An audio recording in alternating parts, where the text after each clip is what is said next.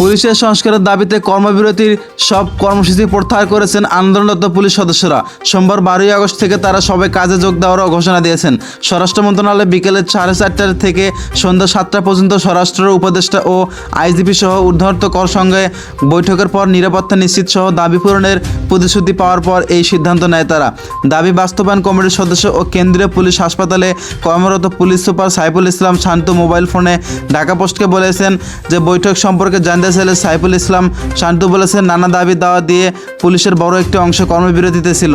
আজ বিকেলে থেকে সন্ধ্যা পর্যন্ত স্বরাষ্ট্র মন্ত্রণালয়ের উপদেষ্টা ও আইজিপি সহ ঊর্ধ্বতন কর্মকর্তাদের উপস্থিতিতে বৈঠক অনুষ্ঠিত হয়। সেখানে পুলিশ সদস্যদের সঙ্গে পক্ষ থেকে পুলিশ বাহিনীর প্রচলিত আইন এবং পুলিশ রেজুলেশন অব বেঙ্গল সংস্কার করে যুগোপযোগী এবং কার্যকরী করা, পুলিশ বাহিনীকে যেন কোনো দলীয় সরকার বা তার রাজনৈতিক এজেন্ডার বাস্তবায়নে ব্যবহার করতে না পারে সেজন্য স্বাধীন পুলিশ কমিশন গঠন করা, চাকরি নিরাপত্তা কর্মে ফেরার পর চলাফেরার নিরাপত্তা নিশ্চিত সহ বেশ কিছু দাবি দেওয়া উপস্থাপন করেন।